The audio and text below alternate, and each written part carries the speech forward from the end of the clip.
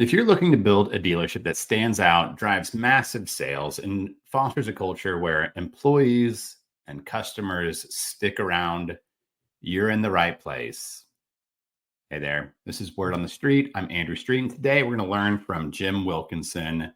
He's a sales director of a powerhouse dealer, Fred Haas Toyota World, out of Houston, that does roughly 1,000 cars a month.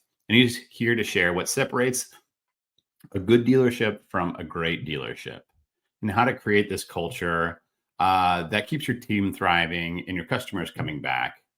Let's get started. I met you, and it was, it was like 2017, maybe 16, maybe earlier.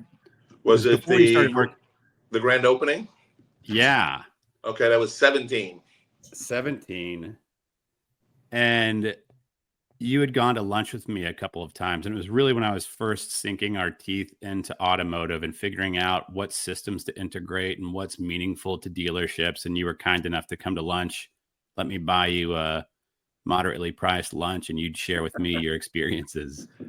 Yes. And then you invited me to a grand opening at Cedar Park Nissan, where it really kind of said, okay, this is the industry. This is interesting. The way that you were able to bring in not only the staff and the media, but get in the community from high schools and things. Could you, I guess, just quickly introduce what that event was? We can do that.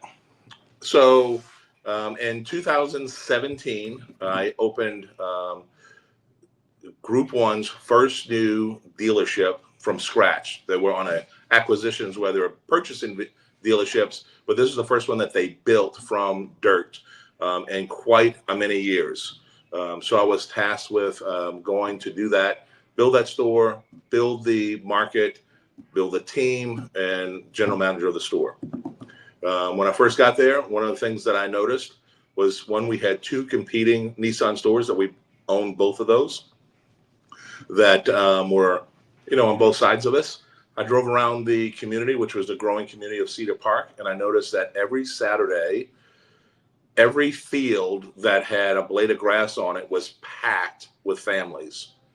And I made the decision then to make Saturdays our social day and service, and then be open for sales on Sunday, because in Texas, you have to be open for sale. We have to be closed one of the 2 days. So I was open for service on Saturdays and open for sales on Sunday. And then we started using the service day on Saturday to drive different social engagements like Adopt a Pet and food drives and a couple of other things. We did the Big Pink Bus, which was the mobile mammogram unit for Texas, for Austin actually. And so we did lots of different drives, and just about every month we had, and sometimes twice a month, we had some event on a Saturday. And that's just the way to tap into the community. And like when I noticed you had like the cheerleaders, the band, the football team, it was a huge bash. And then what did you cook? Well, I was already known a little bit for cooking these big giant gumbos. I'm from New Orleans, and over the years, when you live around the country outside of Louisiana, people bring you a turnip or a onion or a stalk of celery and ask, can you make gumbo with this? So I got pretty good at making gumbo. So I cooked a gigantic gumbo for the grand opening. I also had a catering friend that catered it, and everybody ate the garnish all the way down to the garnish. It was awesome. And I feel like it had your fingerprints all over it. Yeah, we had 1,200 people show up for a little Nissan store in Cedar Park, Texas, for a grand opening. 1,200 people at a car dealership grand opening. It was cool. It was a big day for me to see the car business and what it's capable of doing to the community after you helped me kind of kick things towards automotive with our marketing company. But what can you share like what first drew you into the auto industry? Oh, it's a long story, but so my dad, I have it on my LinkedIn article that I wrote about it. And my dad, when I was in college, told me, hey son, if something happens in your life don't walk, run to the car business. It is full of cash, and it's pretty simple to get your foot in the door, and it'll help you write yourself till you figure out what you're going to do. And if you're half-ass at it, you may want to stick around and make a career out of it. Now, my dad told me that when I was 17 years old, and I didn't take it up until I was 32, 33 years old. So it was a long time after that. I had left the company and went to move back to Louisiana, where I'm from, my family's from, and started a business kind of from scratch, and marketing company, but it just kind of wasn't paying the bills.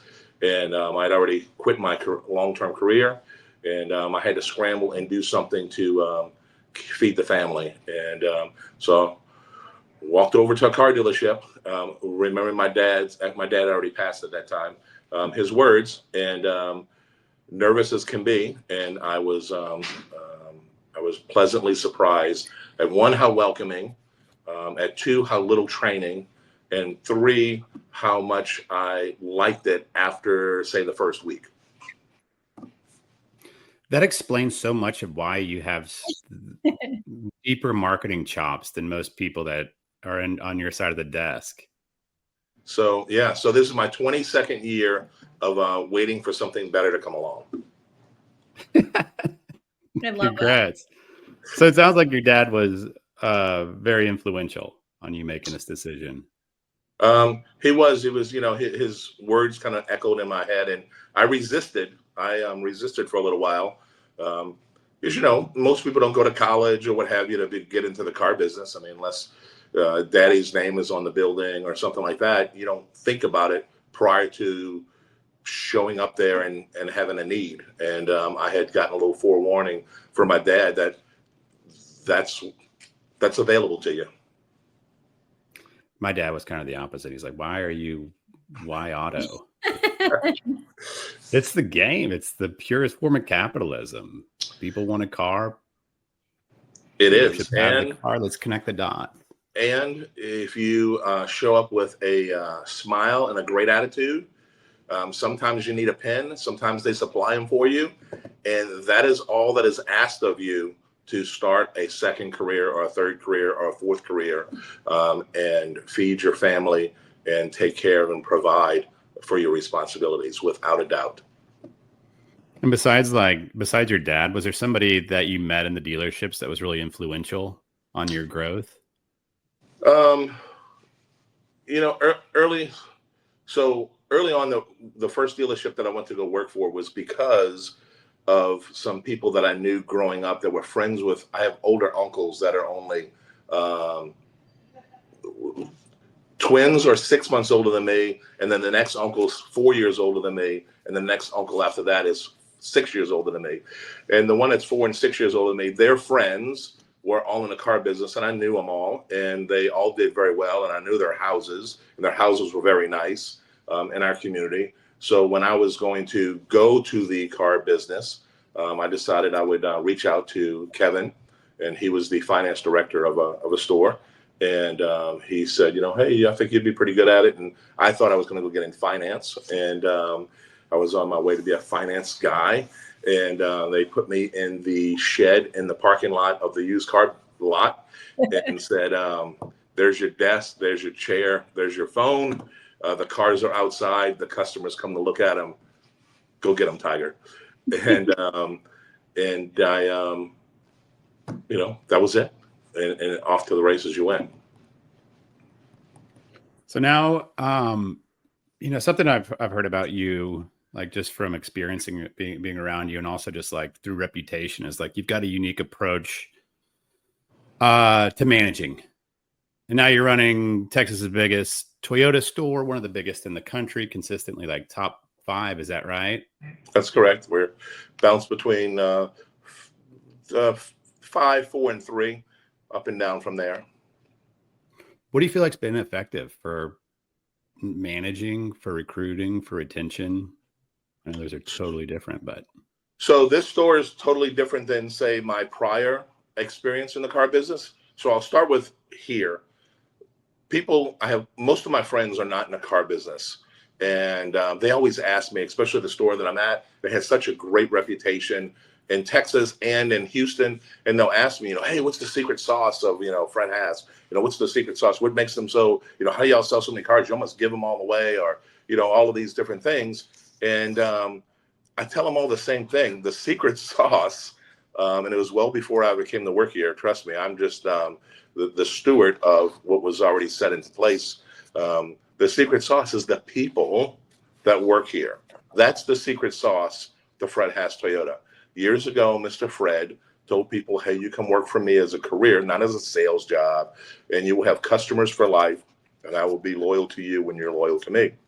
And I have so many people that work here, even outside of sales in different departments, but that are 20 year, 25 year, 27 year, 30, 32, 33 years tenure at this dealership, not in the car business, at this dealership. So that makes my job a little easy on the sales.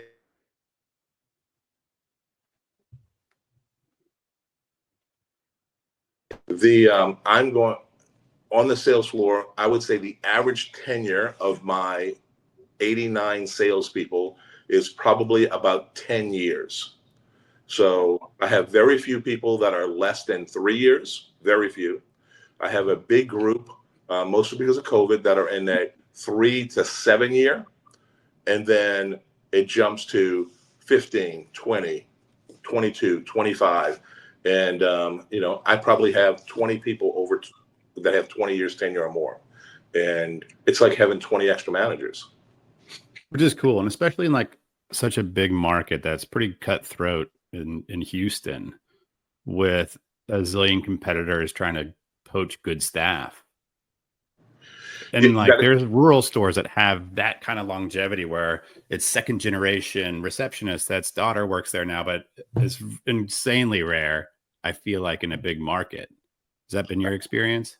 No, I agree. I definitely agree with that. And over the years, I always felt that I was the junior college of car sales people training, that I would take people that are not in the car business, because most of the people that I like to recruit were in the service industry, bartenders, wait staff, people from real estate, those type of things. I like people that can multitask, that smile, that can articulate their thoughts, who are not afraid to engage with people. I like those type of people. And then I would convince them to come to the auto dealership. And then, since there wasn't a set training back then, I just created training, and I would put them through my little boot camp. And then once they became really good salespeople, they would go find a Fred Haas to pay them more, like free agency. And I would just training groups of people over the years. And I have people that stick with me. I'm very proud of that in the Houston market. And actually, when I get my start in New Orleans, that some of those people that I initially hired years ago are now managers, general managers, sales managers, service managers, finance directors that are still in the car business these years later and have moved up the ranks that I trained them. Not always with the same store that they started with me, but still in the business and have moved up the ranks. Yeah, and they remember their time with you. Like they point their finger back at you, being like, "No, this was very formative." When I was working with Jim. Yeah, I had. I'm thinking of Apollo. He had mentioned you. Who? Apollo. Oh, I love Apollo. Absolutely, Apollo's the best. I had one person from Group One who, maybe more than one, but one person from Group One looked at me one day and he said, "You're the only person I know that fires people and still communicates with them after the fact, still coaches them, still gives them a reference, and you fired them." And I said, yeah, because sometimes they come back home after they learn a lesson and they may get rehired. So you leave the front porch light on. Yes. Yeah, I can relate to being like the junior college. Like for a long time, we'd hire people fresh out of college with our marketing firm, give them a front row education, train them and train them and train them, and then they're worth more money to somebody else. Sure. And I would always be like, we're like the Jon Stewart for people's careers. You like work for us for a couple of years and you got chops and somebody's going to pay you twice as much. So we've got that figured out, I think, finally. No, That's definitely it. The thing that we do, and whether depending on, I'm sorry, not depending on, but throughout the auto industry, on different layers and different um, avenues, whether you're in a vendor side, you're in the retail side, maybe you're in the finance side. There's no real formal, maybe just in finance, but there's no real formal training that's consistent across our industry. There are good trainers, there are some training programs, but there's not a there's not that you don't go to college to be a car salesman. You don't go to college to be, one of our vendors with car, research, or, True Car or what have you. There's, I know that you don't have a curriculum in some college, Andrew, for OMG. There's not the OMG degree that people go and get. They get it from you.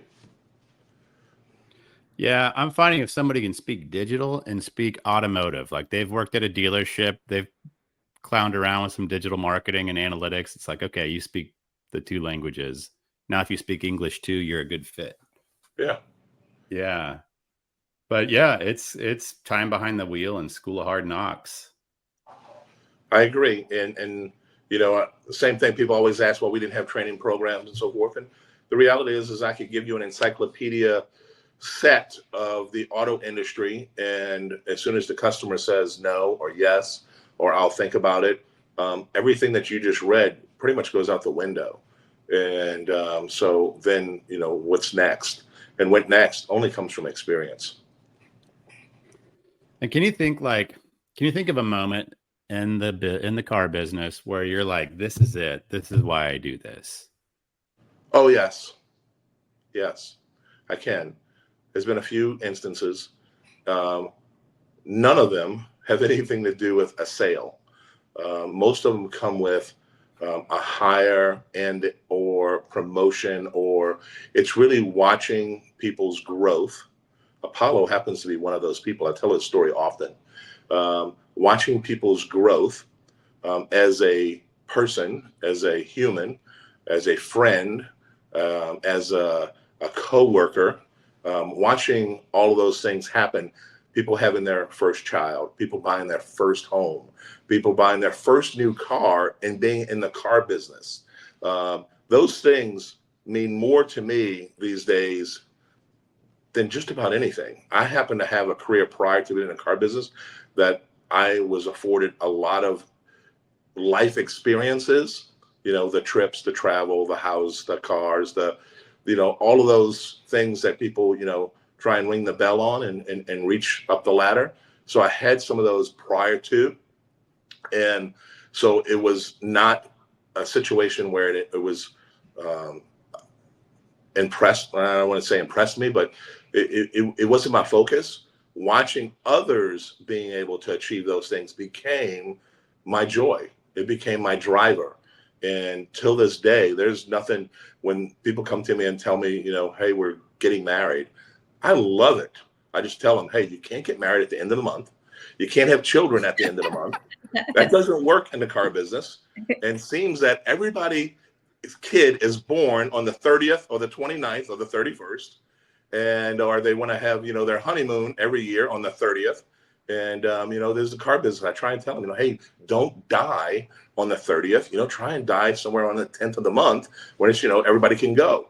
So it's, that's one of my little zingers that I like to give people. But outside of that, I really enjoy the fact that watching people grow as a productive member of society and our industry and their community and their church and their family. That is my driver. That lights me up. I don't know if you can tell in my voice right now. I just enjoy it. I love it. As I'm telling you this, I'm thinking about all the people that have had kids, and some of them now have grandkids, or their kids that I knew, as kids, like 2 years old, and now they're graduating high school and, are, seniors, sophomores in college. It's like, wow, one, I'm getting old, but two, I remember when they were biting their nails, I'm going to afford a child, and now they're sending them to college, still in the industry. That's amazing. And that seems like, yeah, that seems like what creates culture, and it's not super easy to put your finger on, but it's just having that heart, and caring about the staff and knowing their family and knowing, what matters to them and seeing their development and helping to foster it and being a shepherd into, the growth in the company. Absolutely. Absolutely. And part of that, again, comes from most people that we have here didn't come here with the intention of, I'm going to make a career out of this. This is my dream job. This is what I aspired since I was 7 years old. I told everyone I was going to be a car salesman. We don't have those stories. So now, what was done with it when they landed here? What did you do with it when you landed here? That's what's important to me. And like, you can tell all the secret sauce that you've got, because I think there's people that are interested. But like, what do you feel like in your experience and your observation has like separated the good dealerships? You've worked at good dealerships, a lot of them. Oh, absolutely. And what separates the great dealership from the good dealership? So I can only speak to my experience, okay, and how I go about it and what I believe. And not everyone I've worked for, owners and or companies, share in that. So I have to make decisions, hard decisions, whether I curb the way I operate, manage, and or find someone that allows it. So one of the things is I'm extremely flexible when it comes to the way people operate their day to day. That's one of the things. And but before I can be flexible with that. They have to earn, and I give people the authority to.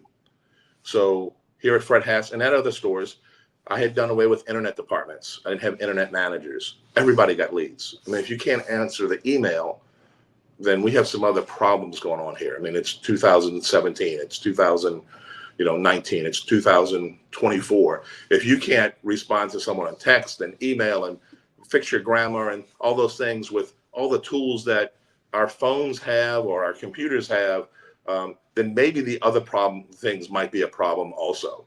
So let's start with that. But I give people the full authority. Once they kind of prove themselves, go through the process, this, that, and so forth, I give them the peek behind the curtain. They have costs. They have access to inventory. They have the ability to pencil their own deals to a certain degree and a Mendoza line that I give them or a price sheet that I give them. I give them the authority to not have to say, I got to go talk to the manager every decision and every step of the way. And that one, when people aspire to that on the staff, they grow. And when they grow, then they're invested. And when they invest, they're invested in their success, our success, the team's success. I'm able to be more flexible. And when I say flexible, when they text me and say, hey, I'm gonna be 2 hours late today because I'm a blah, blah, blah. It's never, we have a sale today. We gotta get you. It's like, okay, take care of that. Hey, I got to bring my mom to the hospital, her checkup and stuff like that. I hope mom's doing okay. Take your time. We'll be here. I'm sure you got to where you're at within my organization and within my staff and my team, that if you had a customer, you had some leads, you're probably taking care of it. You probably have, some partners. You probably have some access on your phone. You probably are taking care of it, or else you wouldn't be at this level that I've given you the access to be able to do this. So by doing that, it takes a burden off of the sales managers from desking, and now they get to start working on managing and leading and improving the experience for the customer, improving the experience for the staff. And then it's a whole different ballgame. It's not, we have to make 20 appointments and 25 calls and 15.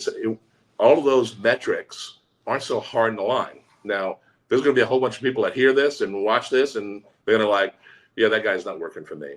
But I can tell you what, I've been successful at every place that I've been And I haven't deviated that much from this for a very long time. And I'll tell you why. Going back to pre-car business, when I bought cars, I didn't buy cars, I guess, like everybody else. I built a few homes for people that were in the car business, or I knew some people in the car business. And if we said, hey, we would like that silver Camry, we'd call and I'd say, hey, if I give you $2,000 and $500 a month, my wife likes that silver Camry. And, Mickey or what have you would say, you're out of your mind. Come back another day when you get your math right, or, that's not going to work for them. Or they would say, when are you coming? I'll see you then. And I've been in the car business a long time, and I don't know if they made $1 million on my exchanges or my sales, or they lost $1 million. What I do know was that I went to the car dealership for 20 minutes max, 10 minutes of it saying hello to the person I talked with on the phone, then finance, then home in a new car. So when I got into the car business and it was all this checklist and this and that and the other, and I just was like, whoa, why is it so difficult for people to give their money to me? Why are we making it so difficult for people to spend their hard-earned money with us? I just didn't get it. And I said, I came from a housing, real estate, retail kind of background. It was like, why don't we just roll out the red carpet so that they don't want to go anyplace else? And at some point, price is always an issue, whether the price is too low, which is rare, or the price is too high. But at some point, they'll always get to the price. So let's not rush to it too quick, because most of us aren't even that good at math. Let's work on some of the other things and get the right experience in the right car and the right, the experience, so that they don't want to go anyplace else. And then the next one and the next one and the next one and the next one is that much easier for them. And my customer needs to be here for 20 minutes because I have a lot of this out of the way prior to them getting here. So I'm trying to duplicate that like 79 times here at Fred Haas Toyota. And to this day, there's no BDC internet, or there's no internet department. There's no internet department. There's no internet manager at our store. And we sell 1,000 cars a month. Every manager on the desk should know how to look at the internet leads coming through the CRM. And if they're sitting there for 5 minutes and that person's at lunch or off of the day or whatever is with a customer and can't break free to answer it, to either answer and or reassign, or look at the history and see if there's interaction, or that they sold them 3 cars prior. It's a new, everybody should be able to do it. We don't need one person dedicated for 1,800 leads a month, and one person's going to look at them all and dole them out and grade them and check underneath to make sure that there's not a good deal versus a bad deal, and this is a good lead, that's a bad lead. We put them on a round robin. We let the system do its thing, and then we have humans use their noggin and manage it from there. Sounds like you've got a pretty oiled machine at this point. Or with a lot of other stores, we're constantly recruiting, especially techs, but sales managers. It helps to be in Toyota too, but it helps to have somebody like you, I think, behind the wheel. Well, the part with salespeople are inquisitive by nature, pessimistic by nature. They don't want to know how to do something. They want to know why to do something. And so when you take the why away, they have all the why. It makes it a little easier for them. They're not going down a dark hall. They get it. They understand it, and they have a little bit of control in it. We, again, take salespeople and focus on sales and not people. But they're salespeople. They're not just sales machines. They're sales people. Yeah. I mean, at the end of the day, you have to get belly to belly with the customer and help them get into the vehicle and ask them the right questions and make them feel heard, I imagine. You talked about the customer experience outside of just being inventory and price, which is a lot of what third-party marketplaces and just running ads that show your inventory and price are kind of commoditizing the dealership as the best inventory and the best price. You guys have done a lot to separate yourself with the experience. Like even that thing that you guys do with new customers coming in and getting a tour of the facilities. Can you talk a little bit about what makes you guys unique with the experience? Well, I'll go back to that, but we have a new owners clinic tomorrow night, actually, here at the dealership. We do it once a quarter, and we invite the folks that purchased a vehicle from us over the prior quarter. Now, at our store, we have great retention. So the show rate might be lower than maybe some other store that would be doing it because so many of our customers are repeat customers, and don't need a tour of the store, and they know they have their favorite, just like they have their favorite salesperson, they have their favorite service advisor, and some of them even have their favorite technician, and favorite parts person. So we do a clinic. We bring people in. We do some Easter eggs, if you will, some of the tips and tricks that they might not know about their car that Toyota has, in their cars. People get a little tour of the store because, when you come here, you get, this much information and this much time, and it's not always retained by the customer. And this is a good refresher, and the pressure's off. So they're open, they're walking around the dealership with wider eyes and taking in all the things that are offered to them or we can make available, and we listen to their input as well. So we like it. The customers have great questions. Sometimes we have to go in the back and get a tech that speaks the language to answer a question that someone might have.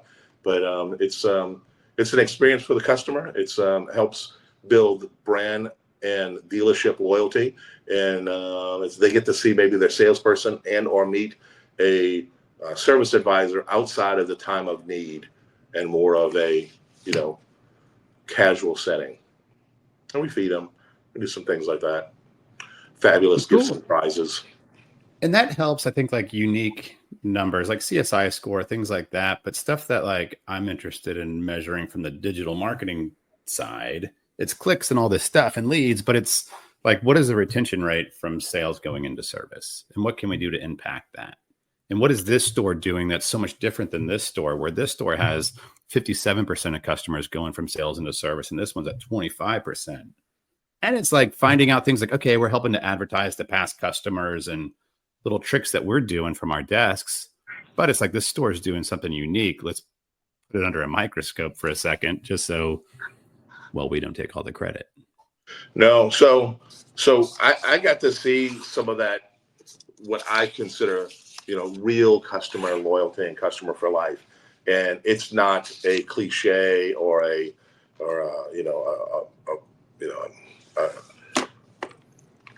code word or what have you.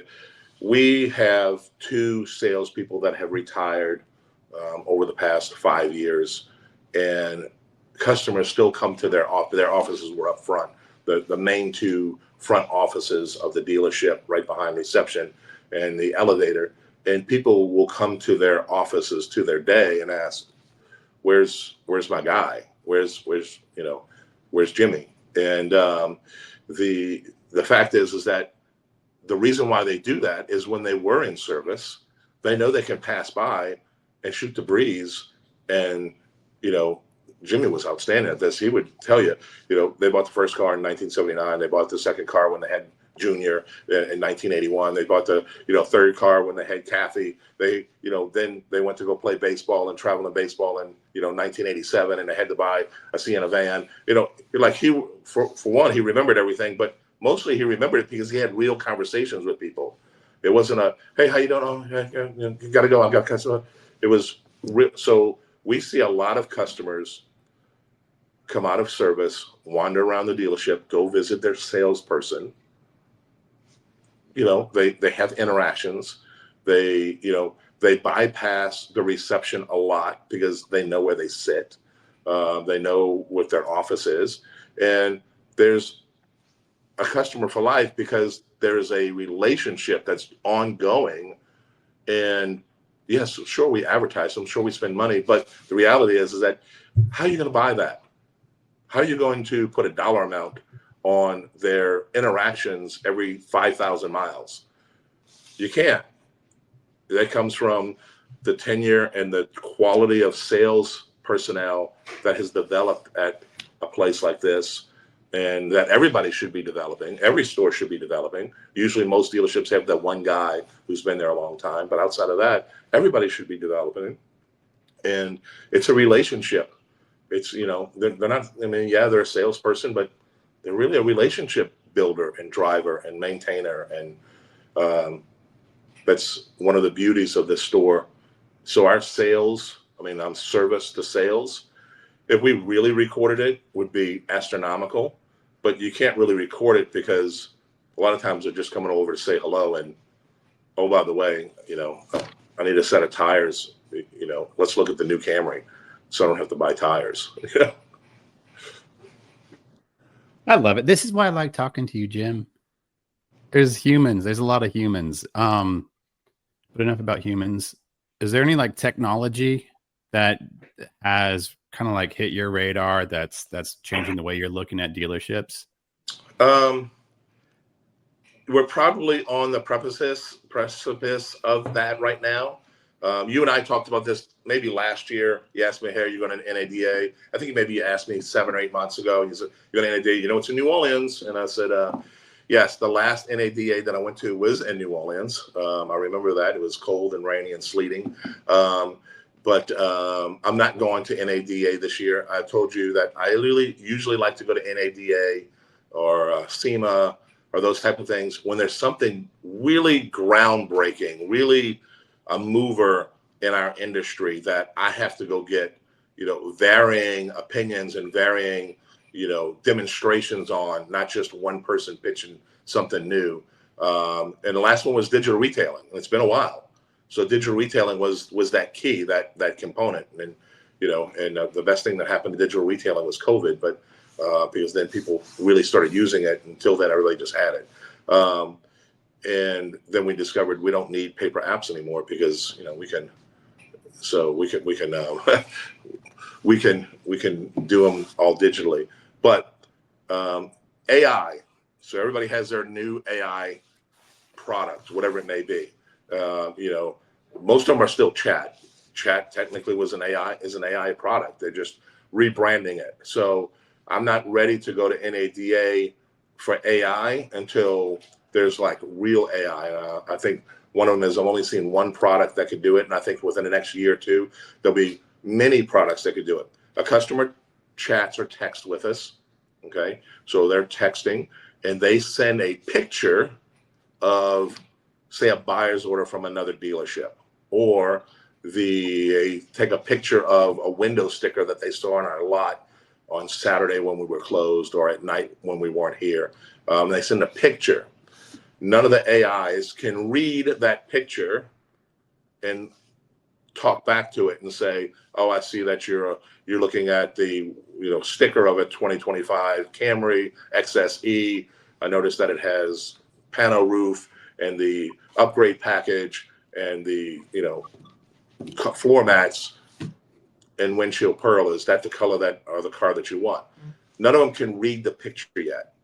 They know there's a picture, but they can't decipher. They can't look at the buyer's order and say, oh, that's a good price. I see that you're getting, $38,000 out the door. Let me see if our people can do a better deal than that. Nobody can read the picture yet.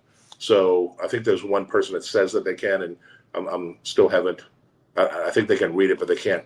The AI can't respond back to it intelligently enough. But when it can get to that point, I'm going to use only one example of what I think AI should do in a car business. Until it can get to that point that it can know what a picture is, read a picture, read the text on a picture. That's real AI to me. The rest is we're just doing chat. Yeah, the chat I feel like is just kind of grabbing the lightning and saying, hey, we have AI and here's what it's doing. It's a chat bot and it's can hallucinate and it's responsive, but it's AI. And I think some folks are messing around with like having it quickly crunch a ton of data, like all the DMS data, and popping a few things up to the surface that weren't already obvious of our most profitable customers. What do they have in common? Who else has these things in common, but they're not our most profitable customer yet? And now it's kind of like helping to prioritize sales and marketing efforts, I think. but I don't think anybody has licked it really yet. But Right. I think that people like us are trying. Yeah, and I agree, and I think that there's some context that's still missing. So again, I think that there's a lot of new technology that's coming to our industry. I think that it's still very cloudy because of the fact that people are trying to just take their existing products and rebrand it as the new AI, the new what have you. So I think that once the dust settles on that a little bit, and people start to recognize it, and or it learns, which it's learning fast, and creates a new product out of the learning process, then I think that that's when we'll see some real changes. When real changes, and I'm looking forward to it. I think it's coming quick. I think in the next 2 to 3 years, what we call AI today, we're going to laugh at. We're going to call it Atari, or it's going to be Pong versus Quake. So versus Quake. Man, and something cool that I wanted to touch on is like you personally do a good job of continually coming out with content, but so does the dealership. Have you been a part of like helping to foster that attitude of like getting good content for social?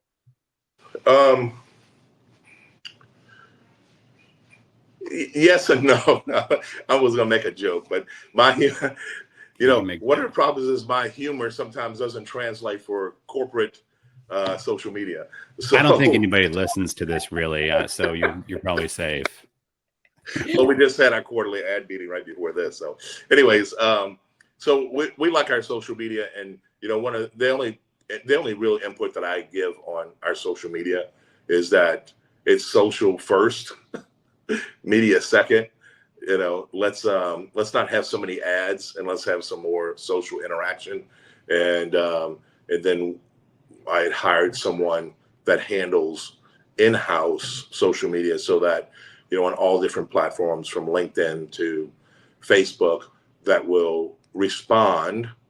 So many people put up a post or a video or what have you, and then people comment on it, and no one from the dealership checks it. Like, it just runs amok. People ask, hey, can I come buy a blue one today? And no one says anything. They're just comments on a post that people have long forgot about because they're working on tomorrow's post.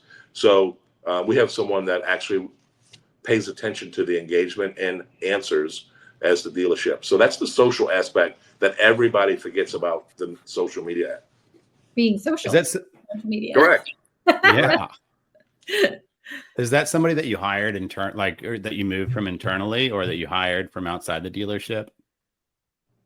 So his name's Isaac. I know Sheila and Lindsay all knew Isaac. So Isaac was a pre-owned salesperson who decided that he wanted to come to the new car side, and he was on the new car dealership. And then we hired someone to do this social. And the person we hired, after a year, parlayed that into a better gig. But he and Isaac became friends in his year here. And on the way out, he said, if you're thinking about hiring someone, Isaac really helps me a lot, and he does okay. And I would even, be available to him afterwards, because we're friends, to help him along. And he didn't go, the guy who left didn't go to another car dealership. He went back to more corporate type of digital advertising and less social. And so we said, Isaac, we'll give you a run. We'll give you a try. And he's been with us now in that position now for over 2 years. That's great. Yes. So he knew the sales. He knew new car, used cars. He understood the car business, how the dealership works. He knows all those things. He'd been here 4 or 5 years, knew people, knew all of those things, knew the hiring process, all of that. So a lot of times when you hire people for social media, they don't know anything about the car business. It's a foreign world to them. And then people that are in the car business usually don't have that non-pessimistic personality that could be a good social media engagement type person. So they're always looking to sell something, or a lot of times. So usually those two don't mix. It's hard to find someone in the car business to be able to do that. And we are so fortunate that we had one right under our noses, and we're able to him to take that position. Yeah, and set the tone.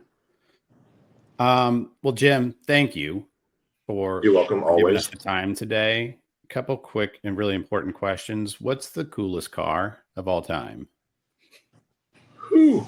I'm a 68 Camaro lover, but I'm also recently drove a Cybertruck, and I thought it was the best ar I ever drove. I drove it through the mountains of Colorado. We'll go into a Colorado Buffaloes game. We rented one for the day and went through the mountains and were blown away by the vehicle. But I also like the rumble and the rev of a 68 Camaro. So I'm kind of very torn in between. I've owned 5 Toyota Tundras that I've customized each and every one of them. So, cars, I don't really drool over them, but there's a few out there. So is a Tundra your favorite vehicle on the lot right now? Favorite vehicle on the lot? The favorite vehicle on the lot that I had was actually the hybrid Avalon. That's what I drove, limited hybrid Avalon. They're no longer around.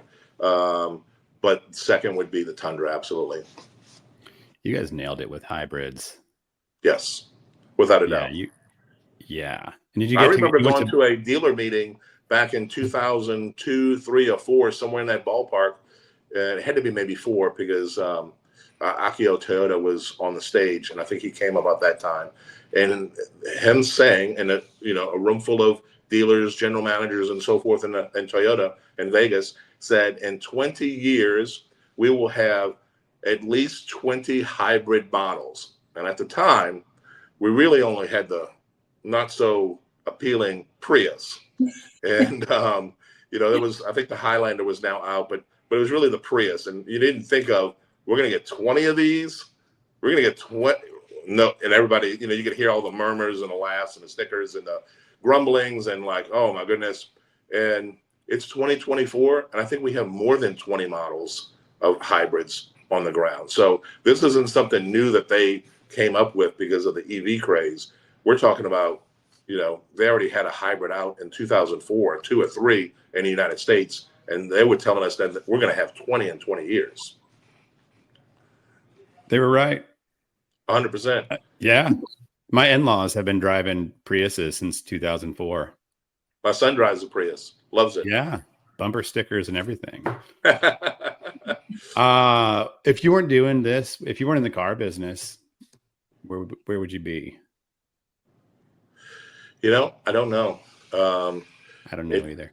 It's not something I want to answer because at my age, as I'm getting to this age, it's something that starts to creep in and you start to think about those things. And I'm resisting hard to think about those things because I love what I do. I love showing up. I'm usually the first person here every day, just because, I want to see everybody come in, walk through the door. I want to see, a smiling face, or if not, let's get a smiling face. I like what I do, so I don't think too much about the what ifs or what could I or what have you. I will tell you what I used to, before I was in the car business, what I used to joke about was that my retirement plan, now you got to remember, I'm a product of the Love Boat days, was that as my retirement plan, I would be one of those guys that dance with the ladies on cruise ships, and I get to see the world and, get to dance because I do like to dance. That used to be my retirement plan, not 401k, not a Roth. It was, I was going to wear my blue brass button, double-breasted jacket and dance on cruise ships. So that's maybe what I would do different if I wasn't doing this. I wouldn't have guessed. Oh, I'm surprised. Yeah. No, but you see the planet and also work. Yeah, absolutely. Work on the road. Yeah. Well, brother, I think I'm in debt. I'm in debt to you for jumping on with us right now. And anything, should people follow you somewhere on LinkedIn, on Facebook, Instagram? What's the best?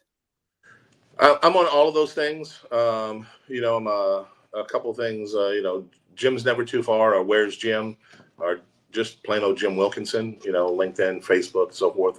I'm on all the social media platforms, even the ones that people wouldn't think that I'm on. And, feel free to, drop a follow, what have you. I engage with people. I get lots of referrals via social media, in my personal social media. So I'm always grateful for when people trust me with their friends and family as a referral. It's one of the greatest compliments. I love it. All right, my friend. Well, let's keep in touch. And if I don't talk to you before, then have a great holidays, man. Absolutely. Merry Christmas.